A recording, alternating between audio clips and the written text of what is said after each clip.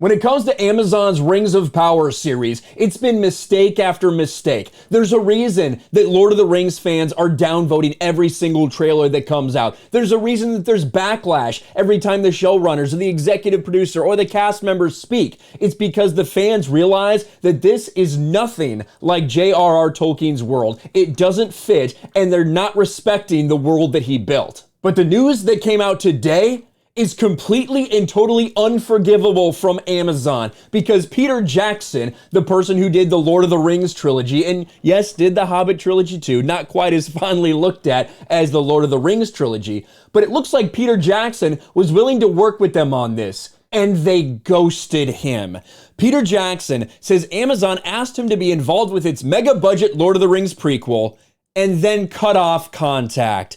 But Amazon says the story isn't quite so simple. Peter Jackson says Amazon's Lord of the Rings ghosted him. Would that really surprise anyone at this point? Would it really surprise anybody to learn that Peter Jackson, someone who the vast majority of people look at in a very glowing light when it comes to his Lord of the Rings adaptation, that he said he'd be willing to help, he'd be willing to get involved, but Amazon just didn't get back to him, just didn't talk to him. This is absolutely fucking ridiculous, but it's exactly what everyone should expect coming from Amazon and the way that they've treated this entire thing. The Oscar-winning director says Amazon asked him to be involved with its mega-budget Lord of the Rings series and then cut off contact.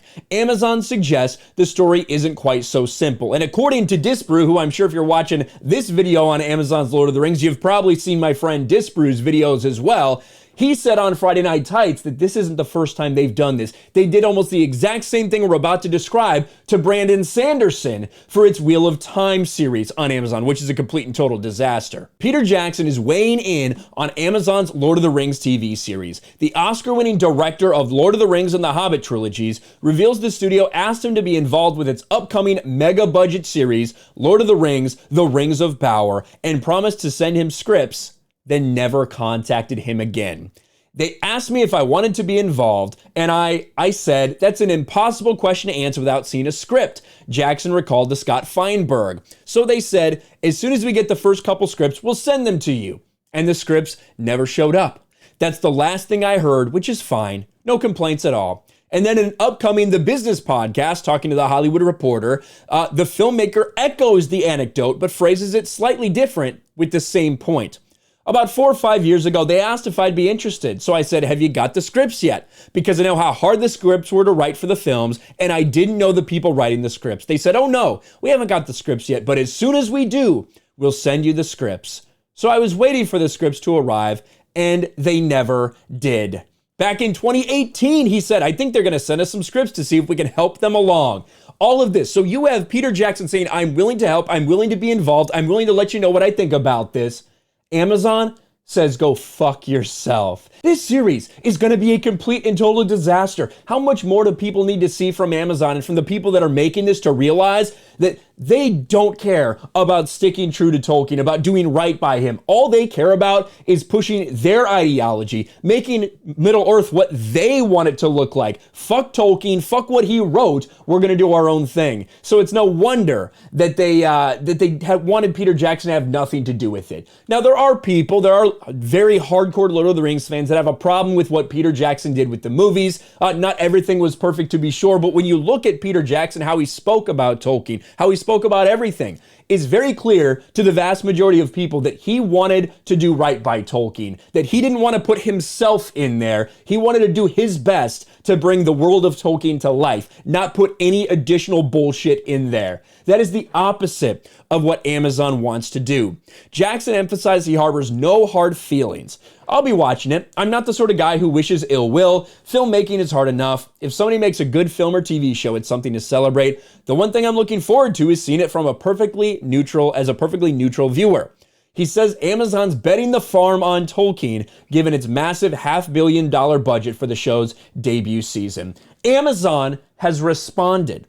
In pursuing the rights for our show, we were obligated to keep the series distinct and separate from the films. We have the utmost respect for Peter Jackson and the Lord of the Rings films and are thrilled that he's looking forward to watching The Rings of Power. Now, obviously, there is a rights issue between Amazon and between Warner Brothers, but the idea that Peter Jackson couldn't be involved with this, I think, is a cop-out. I think that's a little bit ludicrous. I think there's something more going on behind the scenes, and in fact, this next paragraph speculates on that a little bit.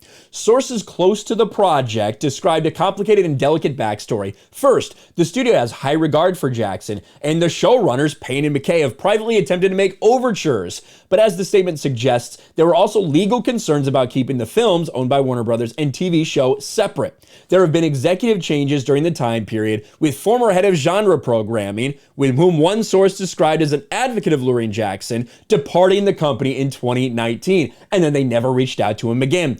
Perhaps even more crucially, some people say the Tolkien estate was against having Jackson on board. Man, you'd think with anybody involved in this now, if you thought that that was a good idea a couple years ago, you would be kicking yourself, seeing the garbage that is spewing out of Amazon when it comes to Rings of Power. With all that said, one does not simply offer to send Peter Jackson a Lord of the Rings script and then leave the man hanging.